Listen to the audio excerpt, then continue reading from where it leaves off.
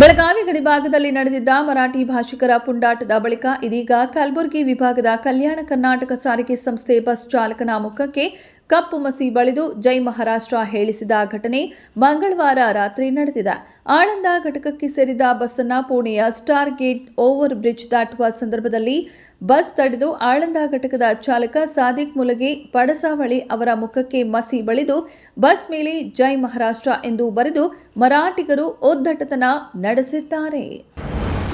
ರಾಷ್ಟ್ರೀಯ ಹೆದ್ದಾರಿಯ ಟೋಲ್ ಗೇಟ್ಗಳಿಗೆ ತಲುಪುವ ಮೊದಲು ಫಾಸ್ಟ್ಯಾಗ್ನಲ್ಲಿ ಯಾವುದೇ ಬ್ಯಾಲೆನ್ಸ್ ಇಲ್ಲದಿದ್ದರೆ ತಕ್ಷಣ ಅದನ್ನು ರೀಚಾರ್ಜ್ ಮಾಡಲು ಸಾಧ್ಯವಿಲ್ಲ. ಆದರೆ ಒಂದು ವೇಳೆ ವಾಹನ ಹಾದು ಹೋಗಬೇಕಾದರೆ ಭಾರತೀಯ ರಾಷ್ಟ್ರೀಯ ಪಾವತಿ ನಿಗಮವು 2 ಪಟ್ಟು ದಂಡ ವಿಧಿಸುತ್ತದೆ. ಇದು ಫಾಸ್ಟ್ಯಾಗ್ ಬ್ಯಾಲೆನ್ಸ್ ಇಲ್ಲದ ಅಥವಾ ಇನ್ನಿತರ ಕಾರಣದಿಂದ ಚಾಲ್ತಿ ಇಲ್ಲದ ವಾಹನ ಮಾಲೀಕರನ್ನ ಇಕ್ಕಟ್ಟಿಗೆ ಸಿಲುಕಿಸಿದೆ.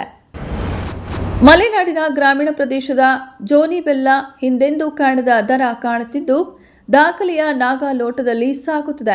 ಪ್ರತಿ ವರ್ಷ 25 ಕೆಜಿಯ ಒಂದು ಕ್ಯಾನ್ ಬೆಲ್ಲಕ್ಕೆ 2000ದಿಂದ 2200 ರೂಪಾಯಿವರೆಗೂ ಇರ್ತಿತ್ತು.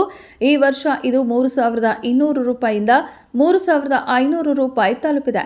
ಈ ವರ್ಷದ ಅಲೆಮನೆಯ ಆರಂಭದಲ್ಲಿ ಅಂದರೆ 2024ರ ಡಿಸೆಂಬರ್ ಕೊನೆಯ ವಾರದಲ್ಲಿ 1800ರಿಂದ 2000 ರೂಪಾಯಿ ದರ ಇದ್ದದ್ದು ಜನವರಿ ಆರಂಭದಲ್ಲಿ ಜಿಗಿಯುತ್ತಾ ಸಾಗಿ ಫೆಬ್ರವರಿ 3ನೇ ವಾರದ ಕೊನೆಯಲ್ಲಿ 3200 ರೂಪಾಯಿ ತಲುಪಿದೆ.